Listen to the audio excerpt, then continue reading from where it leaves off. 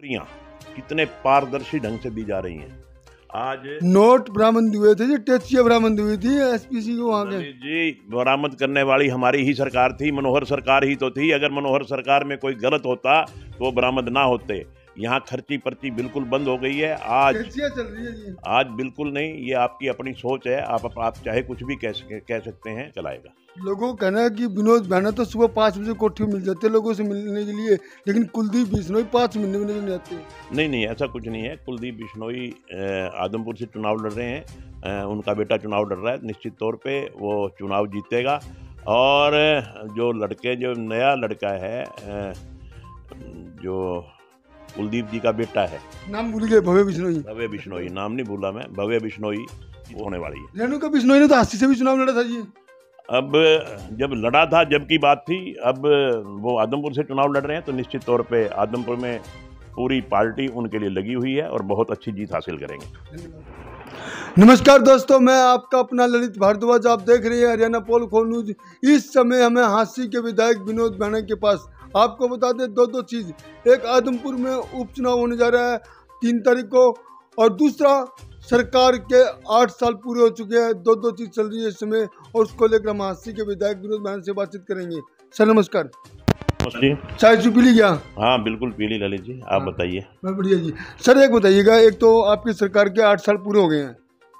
बिल्कुल निस्संदेह, इसमें कोई शक नहीं है कि आज केंद्र सरकार को भी 8-8.5 साल हो गए और हरियाणा सरकार को भी श्री मनोहर लाल जी के नेतृत्व में 8 साल हो गए। और इन 8 सालों में उपलब्धियां, हाँ, ये उपलब्धियां बताओ, कौन कौन सी उपलब्धियां हैं? अपार उपलब्धियां हैं। एक तो भ्रष्टाचार मुक्त शासन, मनोहर लाल जी की देन है।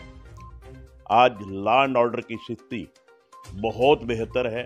ठेके से पेटी लूटी जा रही है। ऐसा है, ये छोटी मोटी वारदात का मैं जिक्र नहीं करता। छोटी मोटी वारदात तो होती रहती हैं, मगर जहाँ पूरे प्रांत में फिरौतियाँ होती थी, डकैतियाँ होती थी, मर्डर होते थे, बलात्कार होते थे, वो आज बिल्कुल उनका नामो निशान मिट गया। आज पूरे प्रांत में लॉ एंड ऑर्डर की स्थिति बहुत बेहतर है।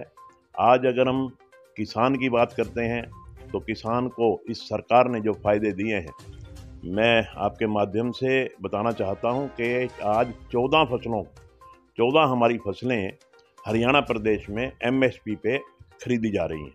आंदोलन भी हुआ था किसानों का बहुत बड़ा। आप सुनो तो, अब मैं आपको वो हरियाणा का आंदोलन नहीं था, वो पूरे देश का आंदोलन था।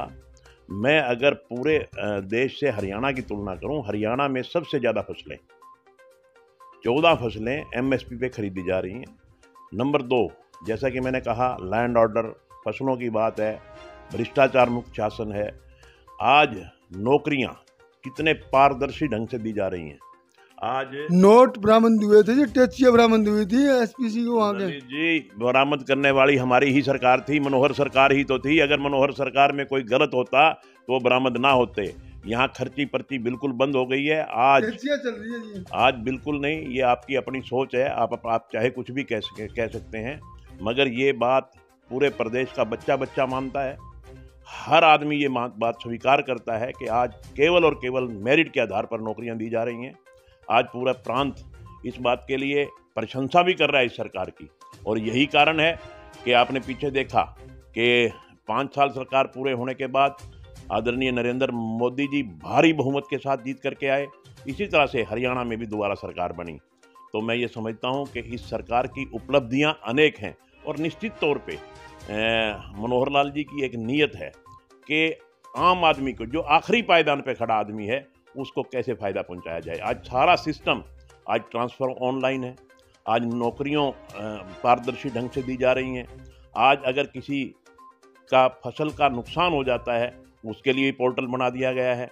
आज पेंशन, जिसमें बीच में दलाल होते थे, कभी कोई किसी की जिम्मेवारी होती थी, कभी किसी की जिम्मेवारी होती थी, आज किसी की कोई जिम्मेवारी नहीं है। सीधी पेंशन, जो जिसकी पेंशन है उसके घर पहुंचती है। बुढ़ापा पेंशन काफी लोगों की काट दी गई है जी। ऐसा है कि बुढ़ापा पेंशन काटी नहीं गई।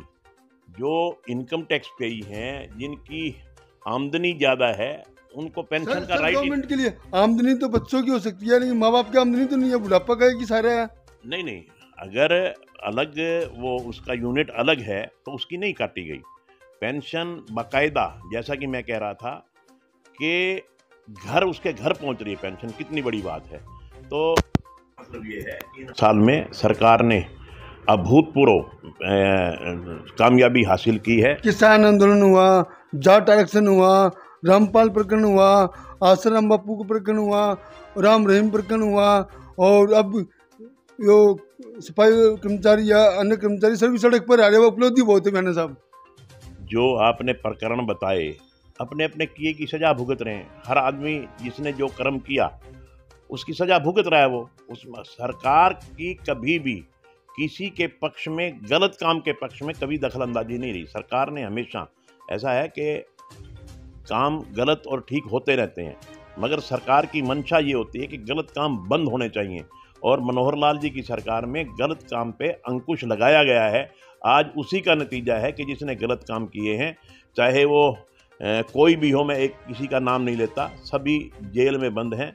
तो ये मनोहर लाल जी की नेक नीयता का परिणाम है। मैंने साहब एक बात बताइएगा, पूरे हरियाणा में सफाई व्यवस्था का जनाजा निकल रहा है, रोड पर कर्मचारी प्रदर्शन कर रहे हैं, दिवाली भी काली बनी है लोगों की। कब हड़ताल नहीं हुई। अब सरकार की और कर्मचारियों की निस्संदेह जल्दी बातचीत होएगी और इसका भी हल निकलेगा। जब भी कभी कोई ऐसा समय आया है तो बातचीत के जरिए ही उसका हल निकाला गया है। आप चाहे किसान आंदोलन की बात कर लें, चाहे कोई और आंदोलन आए हैं, चाहे कर्मचारियों के आंदोलन आए, हमेशा सरकार ने कर्मचारियों से बात करके बड़े सौहार्दपूर्ण ढंग से उस बातचीत को किया और उस पर हल निकला। इसी तरह से सफाई कर्मचारियों से भी अच्छे ढंग से बातचीत होएगी और इसका कोई ना कोई जल्दी हल निकल आएगा।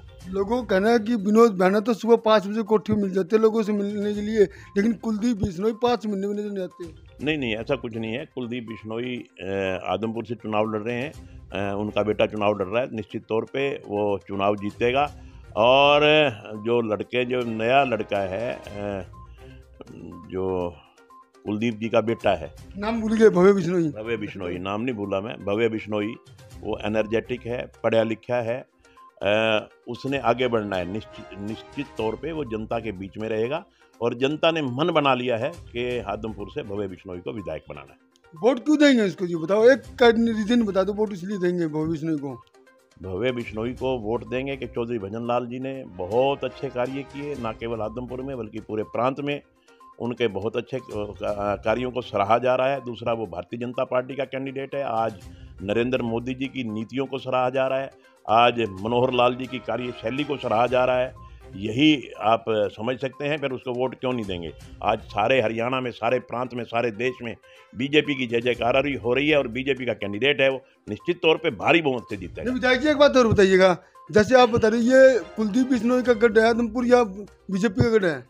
देखिए, कुलदीप बिश्नोई का भी गढ़ है और बीजेपी का गढ़ है, और दोनों ताकतें मिल गई तो निश्चित तौर पे भारी जीत होने वाली है। रेणुका बिश्नोई ने तो हास्सी से भी चुनाव लड़ा था जी।